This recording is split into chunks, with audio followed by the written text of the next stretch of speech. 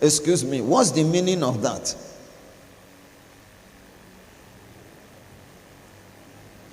It means that what you need is not even what we call theological training. Jesus said, you cannot complete training.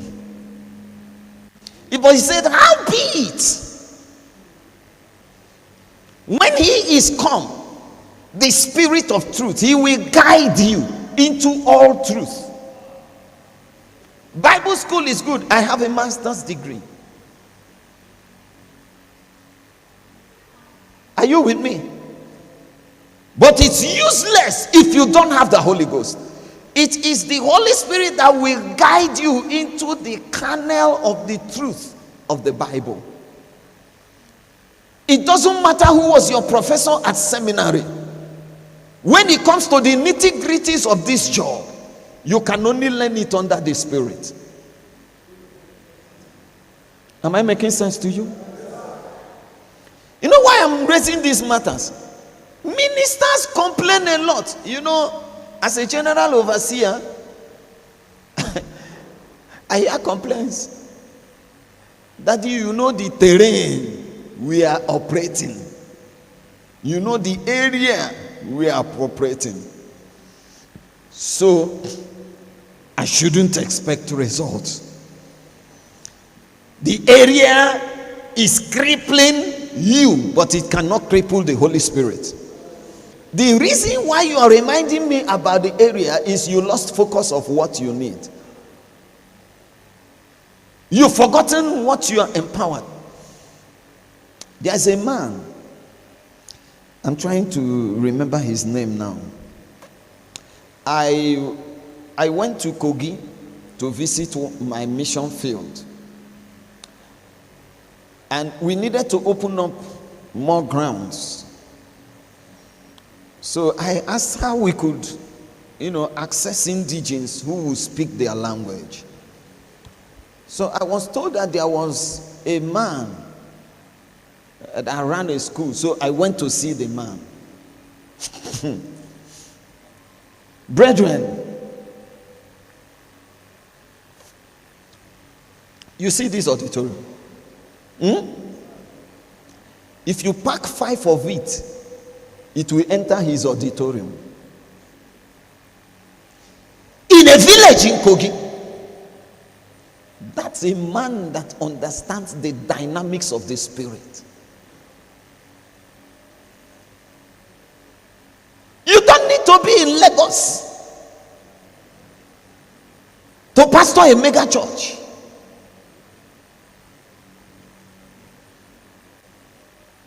All you need is the Holy Ghost. That was all that Jesus had. He waited for it 30 years. 30 years. I hope you know that at the age of 12, Luke tells us that he had enough theological knowledge to marvel the doctors of the law.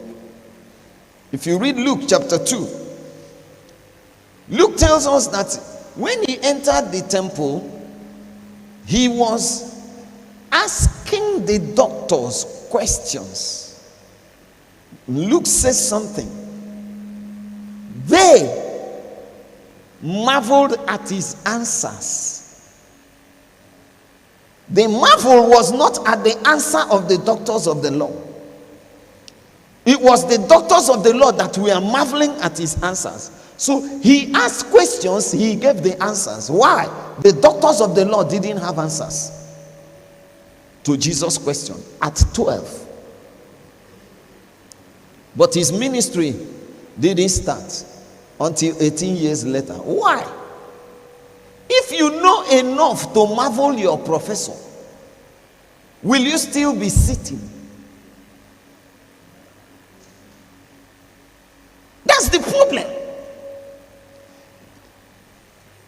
These 11 men have sat under the teaching ministry of the greatest teacher that has ever lived. It doesn't matter the religion. Everyone knows Jesus was the greatest teacher. They may not accept him as a savior. They may not accept him as a son of God. But there isn't a religion in this world, even the Eastern religions, will tell you he was the greatest teacher. And the greatest teacher raised 11 men. And after raising them for 3 years, he told them, don't do ministry. What did he tell them? Tarry. You'll be wasting your time. You get into ministry now, you will only frustrate yourself. Tarry until you be clothed with power from on high, not power from headquarters.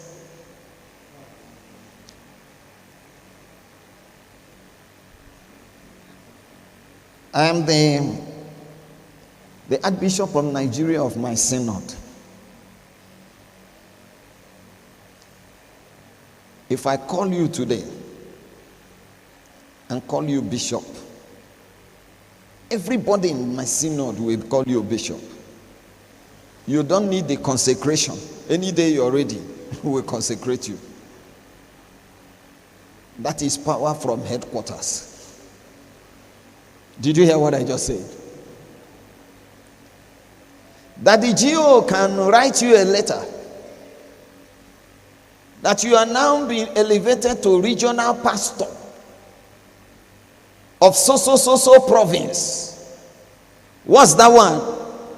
It's power from headquarters. It doesn't add anything to ministry. Did you hear what I just said? Men of God fight for positions and promotion. It doesn't add anything to ministry. What you need is power from on high.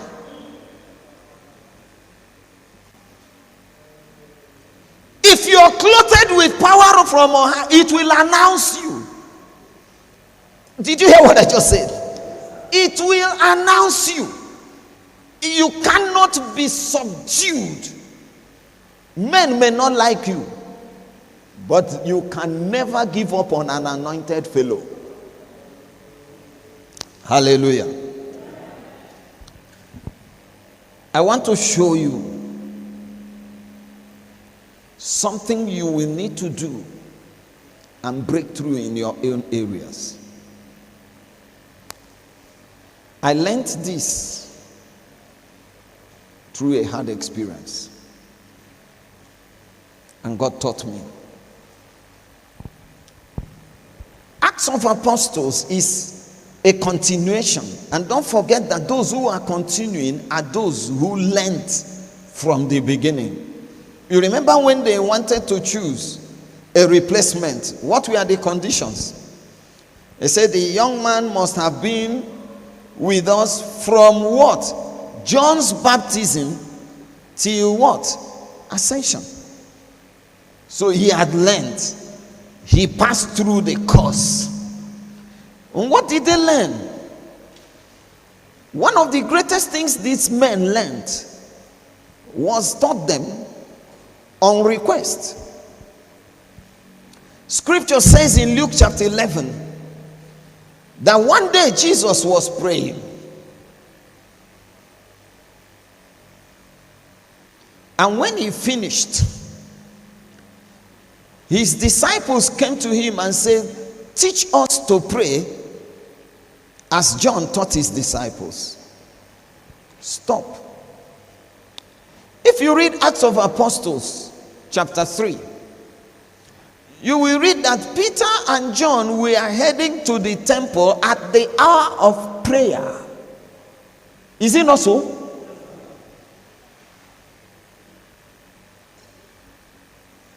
There are 4 watches.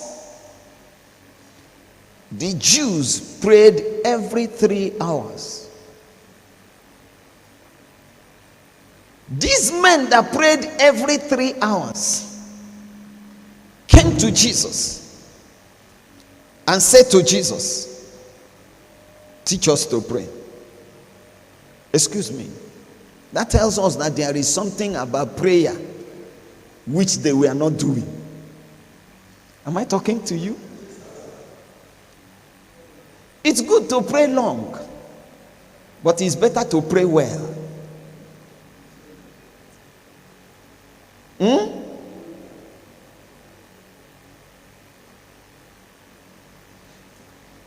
Why did they meet the Lord Jesus?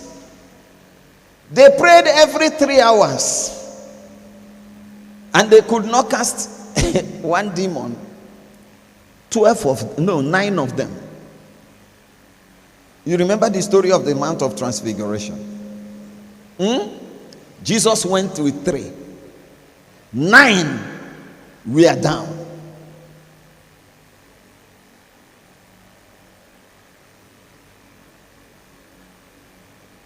And they struggled. And Jesus and James came down. And he asked, what is the commotion? Most of the things we call deliverance is nothing but commotion. Say, why the commotion? All of them shut their mouths. The man volunteered. He said, excuse sir, this my son has a devil that troubles him. He throws him down, and sometimes he even wants to throw him into fire. I brought him to your apostles. They could not. Jesus dealt with the case, and they came back to him and said, excuse sir, what's the secret? What did he tell them? This comes not by Nafana Nawana Monso. This comes not by rehearsed prayers. Oh God of Shadrach, Meshach, and Abednego, the Almighty God, Jehovah Elohim, Jehovah Elihai, Jehovah Elishad. Those things, God, those things. That's not how it happens. Amen. Say, this comes out by fasting and prayer. So that's chapter 9. Chapter 11, they saw him praying and their eyes were there. They were looking for mechanics. I hope you're with me. That's what we look for. What's the system? What's the style? Was he standing? Was he sitting? Was he walking? Did he shout? They saw none. So they said, Oga, teach us to pray. And he repeated what he taught them in the first week. He taught them the Lord's Prayer, or what we should call the disciples' prayers, and added some parables to it. I don't want to get into that now. But at the end of the day, he had to show them that success is related to relationship. He says, which of you fathers, one, and supposing a man has a friend who came by midnight. You remember these two parables? What's he speaking? It's relationship. You need a relationship. If you're going to draw power out of prayers, you must have a relationship. The father-son relationship must be intact. And you must be importunate and selfless. When this man rose to knock on the door of his friends, he was not knocking for himself. It was concern for another that led him to go and beg. And desperately go and beg. And that is what many people lack when we go to pray. And that's why God cannot anoint us. Go through Mark. You will notice, filled with compassion. The next thing you will see is a miracle. That tells you what activates the miracles. What is that? Compassion. What's compassion? It is the highest level of the fruit of kindness. Now, stop and let me tell you something, brethren. Paul wrote about the spiritual gifts in chapter 12 of 1 Corinthians. Chapter 13, he wrote about the spiritual law of love and ended with a command. Earnestly covet spiritual gifts. Earnestly. Desperately covet it. And then he adds, I will show you the most excellent way. So there is a way to covet it, and there is a better way to do it. Then in chapter 14, he opens with, follow the way of love and earnestly covet spiritual gifts. What's he saying? It is the fruit of the Spirit that activates the gifts.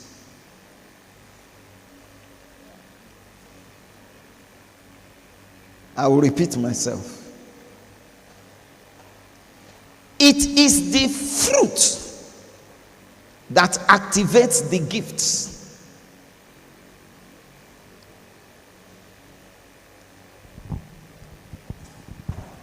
Moved with compassion, fruit. He stretched out his hand and said, I'm willing, be healed. And the leper was cleansed. At the tomb of Lazarus, he lifted up his heart, welled, pain. He wept and screamed. Roll out the stone. Do you have a genuine concern for people? You know, most of the times we want a manifestation of the Spirit for show, so that people will respect us. As a young minister in those days, I heard about a great man of God, that if you want to invite him, you place 500,000 naira. In those days, it was a powerful man of God. So I went to prayer. I said, Father, I need oil, fresh oil. Why do I need fresh oil? I was poor. I just told myself, even if it is one program you go in a year,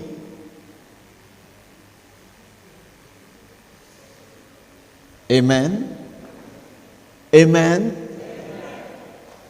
I'm telling you these details because of you. Guard your heart, because the issues of life are there.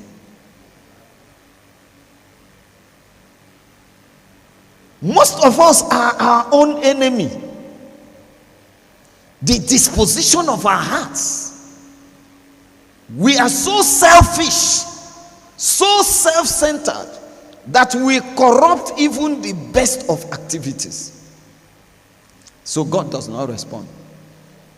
Your selfishness corrupts your prayers. Your self-centeredness perverts your prayers. You need to have a genuine concern for others. When you can no longer help, the Holy Ghost comes in and does that helping, and we say you did a miracle. God is looking for people who are concerned about other people. I know you do evangelism, you go out on outreaches. Have you ever asked yourself why? You go out on a crusade, you do everything that should be done, you mobilize and everything, and your church doesn't grow. The reason is why? You are evangelizing to grow your ministry, not the kingdom. Everything is targeted at you. Am I making sense to you? You need to purify your heart if you will see God. Blessed are the pure in heart. They are the ones that will see God show up. Amen. Now, let me get back to my Luke. So he said, which of you fathers will your son ask for fish? You give him this, or for an egg, and you give him a serpent. Then he makes a statement. If ye, being evil, know how to give good gifts to your children, can you complete it for me, you are men of God? Shall your heavenly Father, thank you. Matthew records good gifts, but Luke, who is a charismatic theologian, does not call a good gift. Said, how much more shall your heavenly Father give the Holy Spirit to them that ask him? Luke chapter 11, verse 13. What's Luke teaching? When you kneel to pray, don't ask for money. Ask for what? The Holy Spirit. That is the only prayer request. With him, every other is answered. Ask and you will be given. Seek, you will find. Knock, it shall be opened. What are you knocking and what are you asking for? What are you seeking? The Holy Spirit. That's how Luke ends in chapter 11. Chapter 11, verse 13. Take a look at verse 14. What does he say? Jesus was driving out a spirit that was mute. Stop. Who was mute? The spirit or the man? The spirit. So you're going to learn something. When the demon left, the man who had been mute spoke, and the crowd was amazed. Stop. The spirit was mute. It came in the life of the man and imposed its nature on the man. And that's what life is all about. It's about a spirit that is poor, that comes into a man, and the man becomes poor. It's about a spirit that is barren, that comes into a woman, and comes into a man, and the person becomes impotent. It's about a spirit that is cancerous. Are you listening to me? And when it is left, the man is healed. Now, something began to happen. That is for me, this is one of the best truths I have learned from God. Watch what follows. The people were amazed, and the church leaders were annoyed. So they said, he is casting out these demons by Beelzebub, the prince of demons. This opened the door for one of the greatest secrets in ministry, because Jesus had to defend himself. Am I making sense to you so far? So Jesus said, why are you accusing me? Your own sons cast out demons. By what power do they do it? Is it the same Beelzebub? And then he said, if I cast out devils by the finger of God. What did he say he uses? I didn't hear you. That phrase appears only 2 times in the Bible. One in the Old Testament and one in the New Testament. The only time he appears in the New Testament is where we are reading. The other time is in Exodus chapter 8 verse 19. Moses had come to liberate God's people, and that's what you are called to do. And that's why I chose this. That's your ministry. We are men of God to solve problems. He had been sent to liberate God's people. He came, dropped the rod. The Egyptians dropped their rods. His rod became a serpent, theirs became a serpent. He caused frogs to come. They hit their own, he caused frogs. He turned the Nile red, they turned their own, it was red.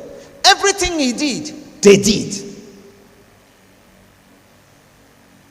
Until he struck the sand and there were gnats.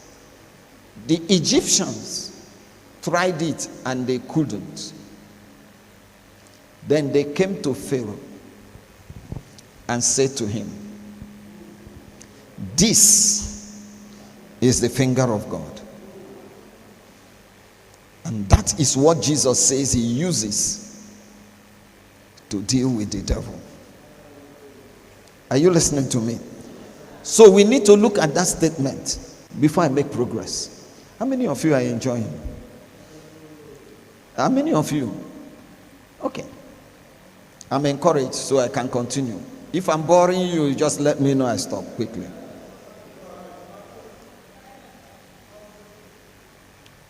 The finger of God is that manifestation of the power of God that sustains the activity of Satan. Period. Did you see that? Do you think from the story I told you that that's a good definition? I'm not hearing you. Fine. That manifestation of the power of God that suspends the powers and the activities of the kingdom of darkness, that is the finger of God.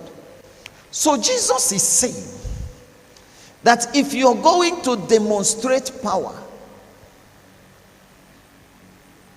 you have to suspend what the devil is doing. You cannot conquer that local government you are in if you do not suspend through the manifestation of the finger of God the works of darkness in that territory. Am I making sense to you? Am I making sense to you? Daniel suspended the activities of the prince of Persia and Babylon up to Greece.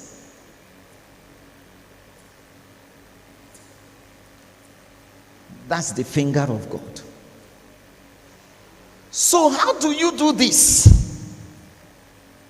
Jesus goes further and gives a further teaching. He says, when a strong man, fully fully armed, guards his own house, his possessions are safe. Stop. Remember where this story started. It is the story of a man snatched out of Satan's hand. Is it not so? And Jesus is saying,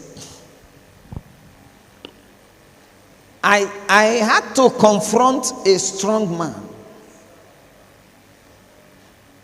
You see, Pentecostal madness says Satan is a small boy. Jesus never said so. One of the greatest secrets of the devil is to keep you either ignorant or excited about his personality. Say to your neighbor, Satan is a small boy. You're wasting. The devil is happy because you don't know who he is. And if you underestimate the enemy, you are due for surprise. Jesus said he is a strong man, fully armed, and that he is guarding his house, and the house is his own. If you take the picture where we started and place in this statement, that means that dumb man's voice was in the house of this strong man before Jesus brought it out. Did you get that? That fertility of the barren, where is it? It is in the storehouse of a strong man. That prosperity of the village where you are, where there is no rich man, every young man that wants to raise his head dies off. Their prosperity is where? In the storehouse of a strong man. Do you notice what is called this? He calls them possession. King James called them goods. They are goods in his storehouse. But he tells us, when another stronger, did you get that? So the strong man will continue to possess the needs of the people you are pastoring. You're not listening. Are you sure you're getting me? Because the moment you begin to answer to the needs of that environment, your church will blossom. No demon will stop. They don't say it's a Catholic area. They don't do all those things. It's because you've not hit it. Crack it, and the doors will open. Am I making sense? When someone stronger attacks, who is someone stronger? That's him. But he didn't say when I attack. You are supposed to be someone stronger than the strong man. Stronger than the strong man. He says he attacks and overpowers him. Two, what does he do? Stop. In Matthew chapter 16, at Caesarea Philippi, in the great confession, Jesus said, I will build my church. Can you complete it? That is a wrong rendering of the Greek. What the Greek says is, I will build my church. The gates of Hades will not withstand its onslaught. When you say it shall not prevail, that means the church is defending. God did not determine that the church should be defending itself. The church is supposed to be attacking, and the gate of hell will not withstand. He said, I will build my church, and the gates of hell shall not withstand its attack. So someone stronger, what does he do? He attacks. What we are doing most of the time is defending. And that's why we are not progressing. You're supposed to be an attacking pastor. You're supposed to be an attacking bishop. You're supposed to be an attacking church. Are you listening to me? Am I making sense to you today? Listen, if I don't get you angry enough tonight, I have failed. He says the stronger than the strong man attacks him. He doesn't wait for him to look for his trouble. He just attacks him. In the ancient world, kingdoms are built by attack. A king wakes up and wants to expand his kingdom. What does he do? He attacks another nation. They don't need to provoke him. He just attacks. His intention is to expand his kingdom. The only way to expand the kingdom of God is by what? Attack. You wake up in the morning, you attack. In the afternoon, you attack. In the night, you attack. As you continue to attack and attack and attack, you break the door. Hallelujah. Now watch. 1, attack. Number 2, so you don't stop until you do what? You overpower. But now every person read the next thing.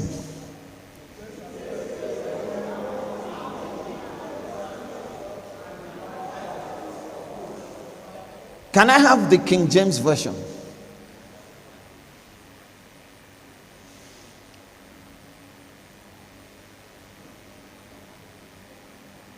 Does anybody have a King James? You could read if the media is struggling. I just want that verse. Verse 22b.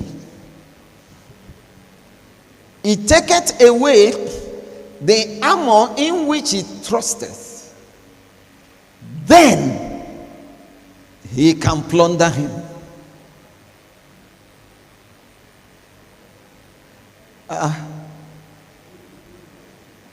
We're on Luke chapter 11, verse 22. Luke chapter 11, verse 22. Hallelujah. Yes.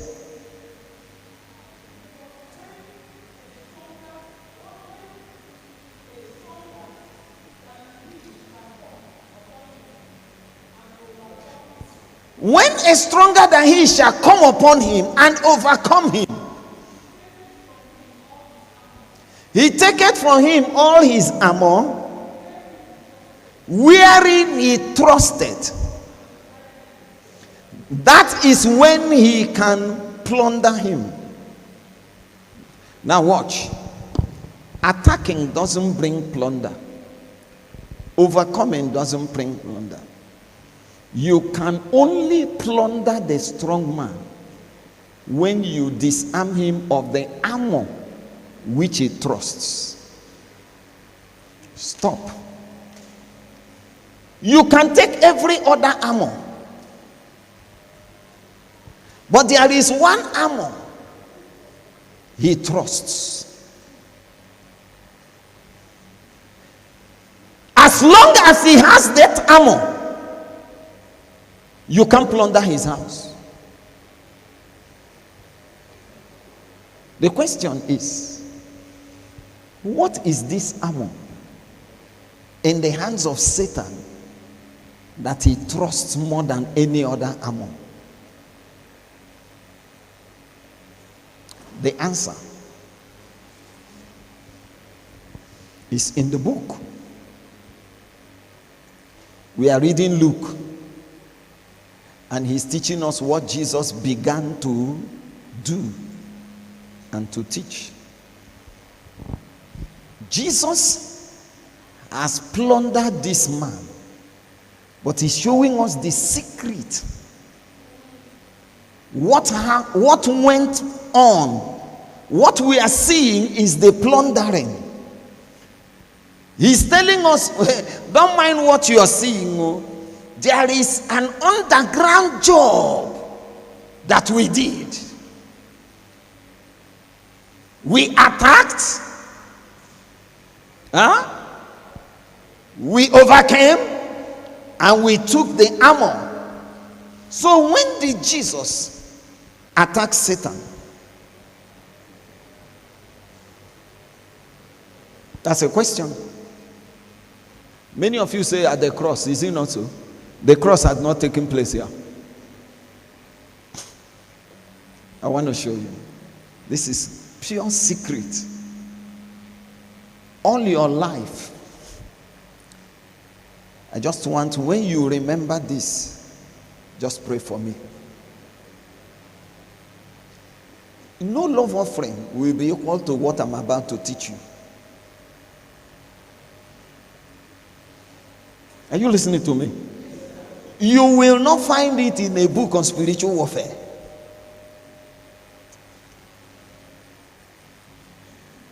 Can you turn to Luke chapter 4?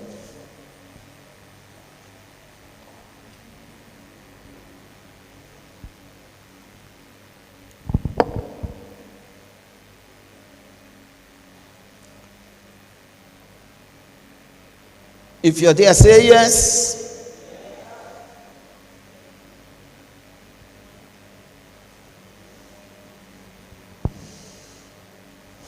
Sorry. Matthew chapter 4. The equivalent of Luke chapter 4. Matthew chapter 4.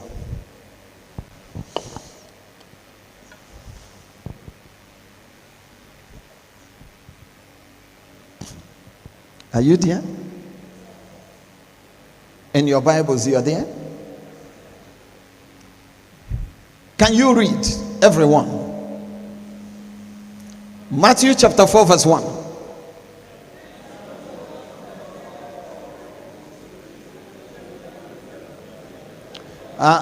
Read it together. Then was Jesus led up of the Spirit into the wilderness to be tempted of the... Can you move to New International Version? Let's see if it is clearer. King James is clear. Well, let's see what, if we can have it clearer. Then, when Jesus was baptized in the Holy Spirit, then what happened? He was led by the Spirit into the desert. Why?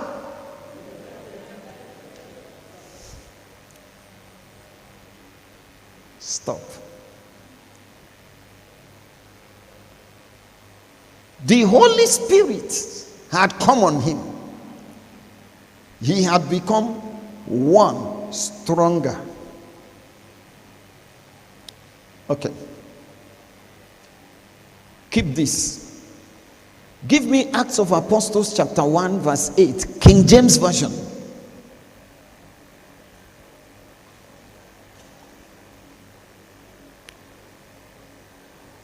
Acts. Okay. God bless you. Can you read with me? But you shall receive power after that the Holy Spirit is come upon you. Stop. Read it again.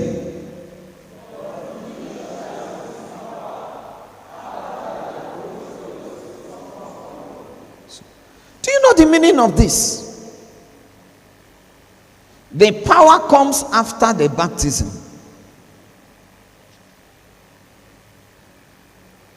That's the purpose of after that.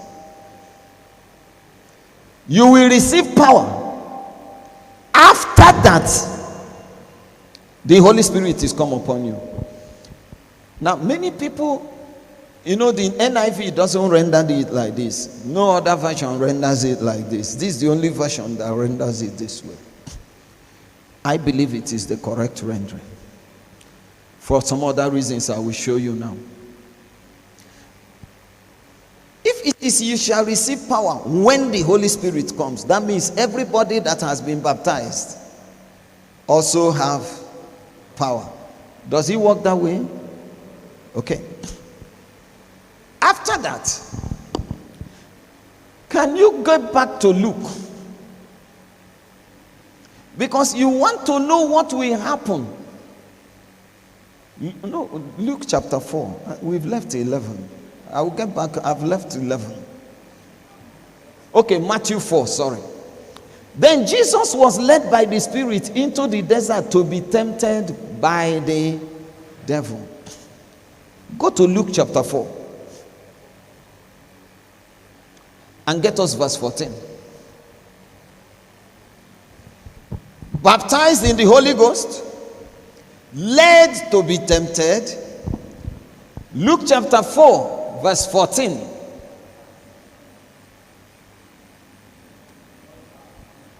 You are in Acts, not Luke. Luke chapter 4, verse 14. Everybody. Stop.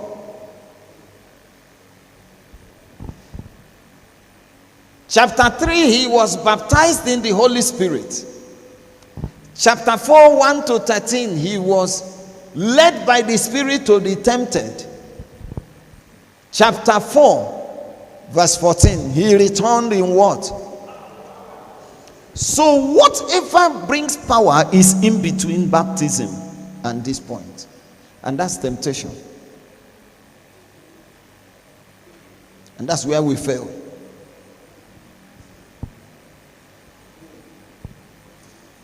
The armor that he trusts is temptation.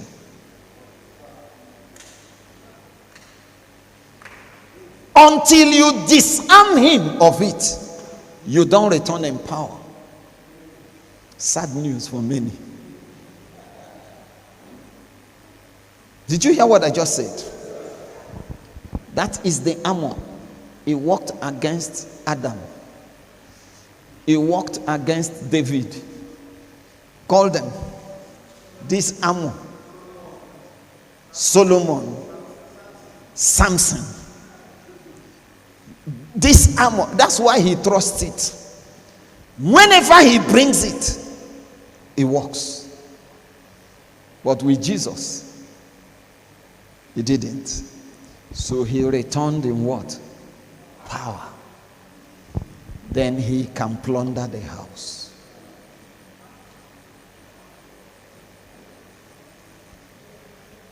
Am I making sense to you? Are you sure I'm making sense to you?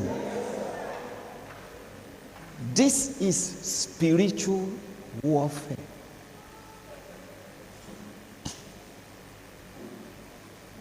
Every day you face temptation, you stand a chance to return in the power of the Holy Ghost or to lose it.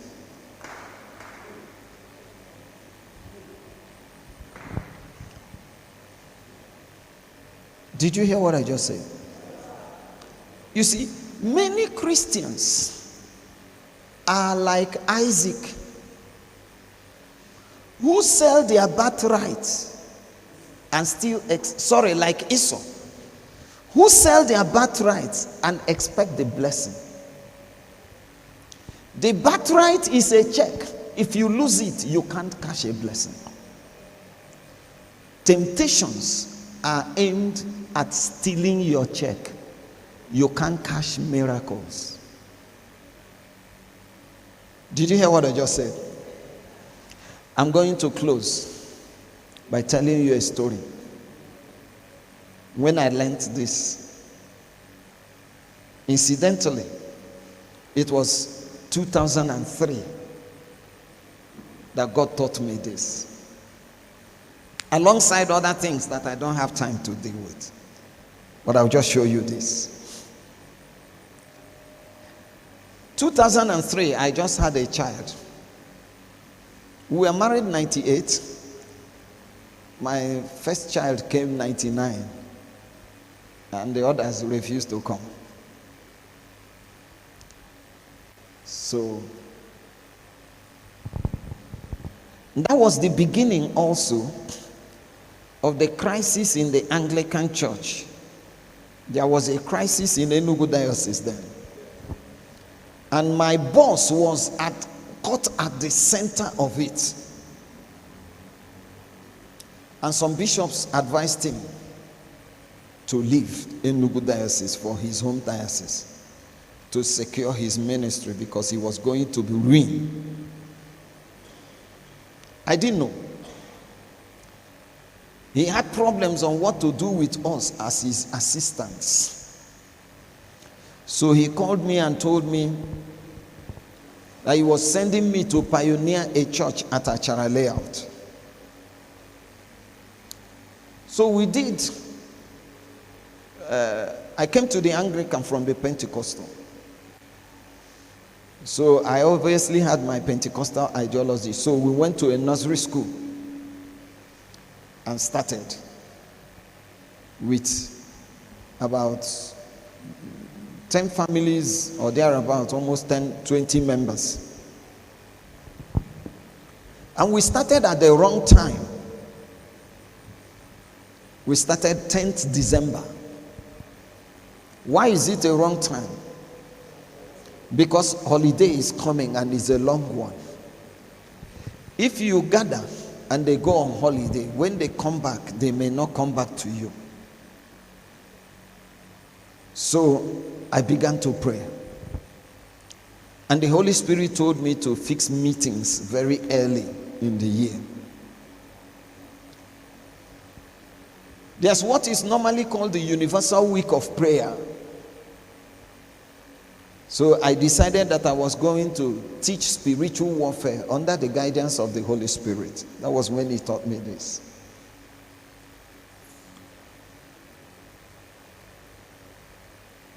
And there was going to be a 31st night program. And the Universal Week of Prayers, or the special program, will start on the 7th of January. So immediately they come, I have contact with them 31st night.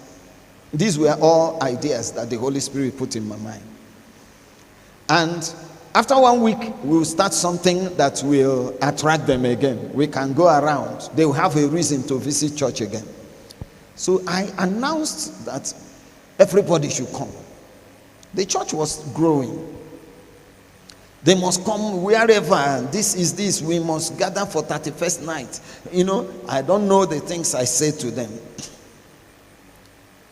And my wife said, I know you.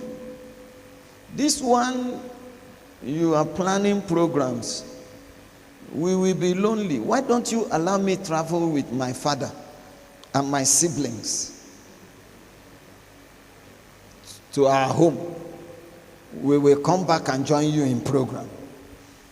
That was good news for me because I didn't need to worry. I needed no disturbances. So I said, 28th, 29th, you are back. Every other person, I have announced that people should come. Gladly we agreed. She left. 28th. She was not back. 29th, she was not back. 30th, she was not back. 31st, other families came back. My wife and my only child. We are the only members that we are not in 31st night. And people were asking, what of mommy? I didn't know what to say. I was fuming. First, second, third, fourth. That was when God began to teach me.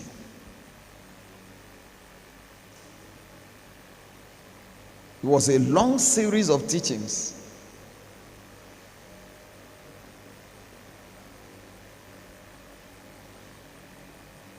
Sixth, my father-in-law dropped my wife downstairs. I don't know what will be in your own minds, but I can tell you what was in my mind. She should go back and marry the father. And I don't know, or take 6 months. Stay with your father's house. When you are tired, you can now come back. I had different things. But the Holy Spirit told me this is warfare. What you do will determine what you will do. Fuming, angry. My father-in-law that would naturally come up and tell me stories, he knew what was the trouble. So he dropped her downstairs and ran away. She knocked on the door. And the voice told me, don't, just stay on your own. And the Holy Spirit told me, this is warfare. I know your own idea of warfare. I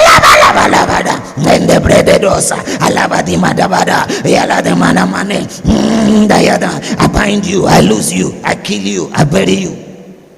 There's more to spiritual warfare than tongues.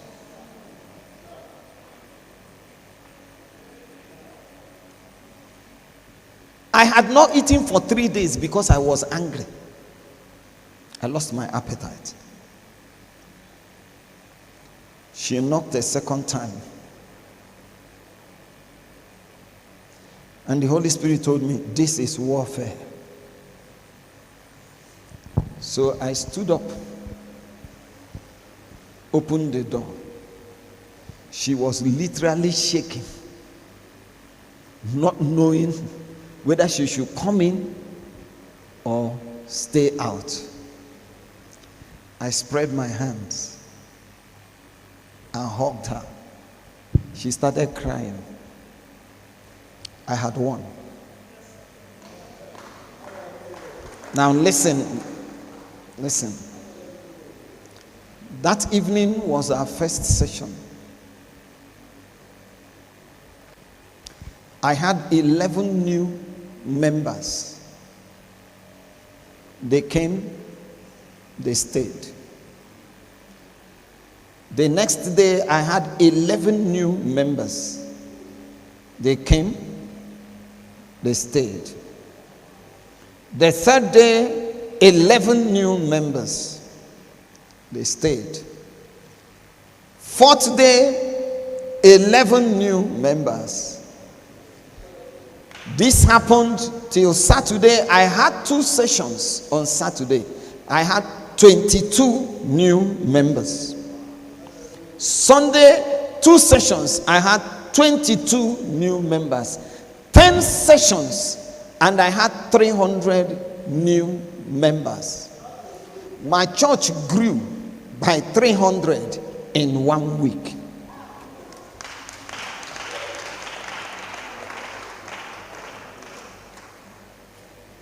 I am the man of the house. I am the hand of the house. You are doing yourself.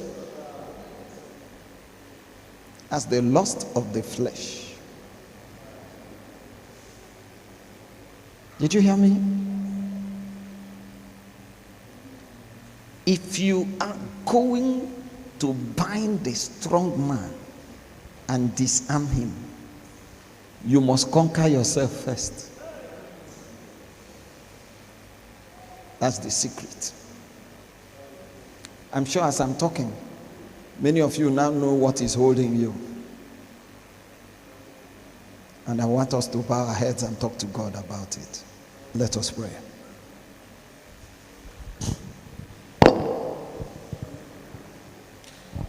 And you can start praying. You can start praying. You are filled with the Holy Ghost, just talking tongues. And keep your prayer topic in your mind.